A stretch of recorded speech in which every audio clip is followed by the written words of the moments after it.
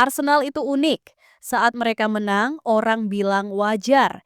Saat mereka terpeleset sedikit saja, langsung muncul ramalan kiamat versi mini. Begitulah nasib tim yang terlalu sering nyaris juara, tidak pernah benar-benar dipercaya, bahkan ketika sedang memimpin klasemen dengan nyaman.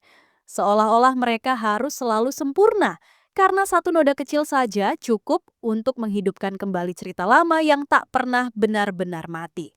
Hasil imbang melawan Nottingham Forest menjadi contoh paling segar. Baru satu malam tanpa gol, baru satu laga tanpa 3 poin, langsung muncul bisik-bisik yang nadanya bukan lagi kritik, tapi vonis. Arsenal mulai goyah, Arsenal mulai oleng, Arsenal tinggal menunggu waktu. Padahal, jika tim lain yang mengalaminya, mungkin cuma akan disebut hari yang kurang bagus. Tapi, karena yang mengalaminya Arsenal, narasinya langsung naik kelas jadi awal kehancuran. Lucunya, justru di tengah atmosfer keraguan seperti itulah Arsenal terlihat paling hidup. Bertandang ke markas Inter Milan di Giuseppe Meazza, Arsenal tidak datang dengan wajah tim yang sedang tertekan. Mereka tidak membawa aura tim yang ingin bertahan hidup, apalagi sekadar mencari hasil aman. Mereka datang seperti tim yang ingin mencuri panggung, seperti ingin berkata, kalau memang ingin menilai kami, nilailah lewat pertandingan besar, bukan lewat satu malam sial. Yang membuat ceritanya semakin menarik, Mikel Arteta tidak menurunkan susunan pemain terbaiknya. Ia merotasi banyak nama. Beberapa pemain inti disimpan, lini belakang dan tengah dirombak, dan Gabriel Jesus dipercaya memimpin lini depan. Di mata sebagian orang, ini blunder. Di mata Arsenal, ini justru pernyataan paling keras. Kami bukan tim yang bergantung pada satu susunan, kami adalah tim dengan banyak wajah dan banyak solusi. Arsenal pun tidak bermain seperti tim yang sedang bereksperimen. Mereka tampil dengan keberanian yang terasa hampir menantang. Sejak menit awal, mereka tidak ragu bermain terbuka, menekan, dan berani menguasai bola di area lawan. Mereka tidak memberi Inter kesempatan untuk merasa nyaman, bahkan di rumah sendiri. Risiko tentu datang bersama keberanian. Inter menemukan ruang, menciptakan peluang, bahkan sempat menyamakan skor. Stadion bergemuruh, atmosfer mengencang, dan di titik itulah banyak tim biasanya mulai berubah. Menjadi panik, menjadi terburu-buru, atau justru menjadi terlalu hati-hati. Tapi Arsenal tidak berubah. Mereka tetap memainkan ritme yang sama. Tidak ada wajah cemas, tidak ada tangan terangkat mencari alasan. Tidak ada bahasa tubuh yang menunjukkan mereka takut pada skenario terburuk.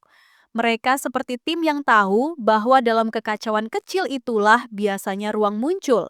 Dan benar saja, satu ruang sempit di sisi kiri pertahanan Inter cukup bagi Gabriel Jesus untuk menciptakan gol pembuka. Gol yang tidak lahir dari keajaiban, tapi dari ketajaman membaca detail kecil yang sering luput dari perhatian. Arsenal tidak mencetak gol karena mereka mendominasi penuh, tapi karena mereka tahu kapan harus menggigit.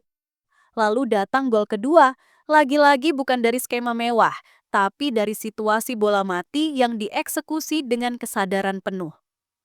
Gol semacam itu bukan hanya soal menambah skor, tapi juga memukul mental lawan. Karena bagi Inter, ini seperti disakiti oleh hal-hal sederhana yang dilakukan dengan sempurna. Masuk babak kedua, Arsenal tidak berubah menjadi tim yang menumpuk pemain di belakang. Mereka memang menurunkan tempo, tapi bukan karena tertekan, melainkan karena ingin mengendalikan arah cerita. Mereka membiarkan Inter menekan, bukan karena tidak mampu keluar, tapi karena tahu disitulah jebakan mereka bekerja. Arsenal seperti sedang bermain catur, bukan sekadar sepak bola. Mereka mengorbankan sedikit ruang untuk mendapatkan waktu, mengorbankan sedikit dominasi untuk mendapatkan momentum. Dan ketika Inter mulai merasa punya harapan, Arsenal justru mematikan cerita itu lewat serangan balik cepat yang dituntaskan oleh Victor Gyökeres. Gol ketiga itu terasa seperti kalimat penutup yang dingin. Cukup sampai di sini. Skor 1-3 di kandang Inter dengan banyak pemain rotasi, bukan sekadar kemenangan biasa. Itu adalah bantahan elegan terhadap semua narasi yang terlalu cepat mengubur Arsenal.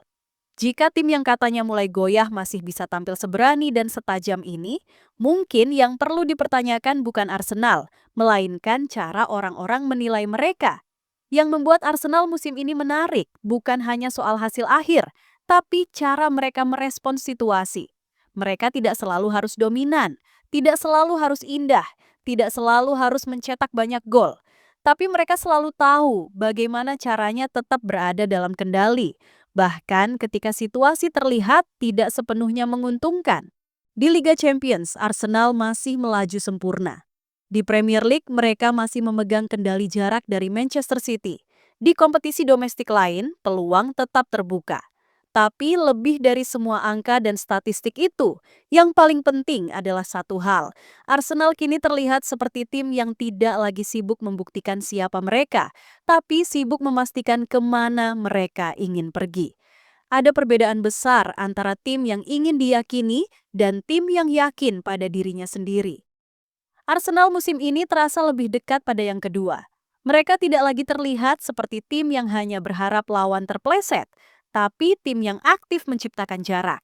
Tidak lagi terlihat seperti tim yang menunggu takdir, tapi tim yang menulis takdirnya sendiri. Dan itu mungkin bagian paling menakutkan bagi para rival. Arsenal tidak lagi tampak seperti tim yang menunggu jatuh, tapi tim yang menunggu waktu untuk benar-benar diakui. Arsenal mungkin belum juara hari ini, tapi semakin sulit menyangkal bahwa musim ini mereka bukan sekadar numpang lewat di puncak. Mereka sedang membangun sesuatu yang jauh lebih serius dari sekadar memimpin klasemen. Mereka sedang membangun legitimasi. Dan ketika legitimasi itu akhirnya bertemu dengan trofi, mungkin nanti orang-orang akan berkata seolah itu terjadi secara tiba-tiba. Padahal tanda-tandanya sudah terlihat sejak sekarang. Dari cara mereka merespons keraguan, dari cara mereka bermain di laga besar, dan dari cara mereka tetap tenang ketika dunia berharap mereka runtuh. Musim ini, Arsenal tidak sedang menunggu cerita lama terulang. Mereka sedang sibuk menulis cerita baru.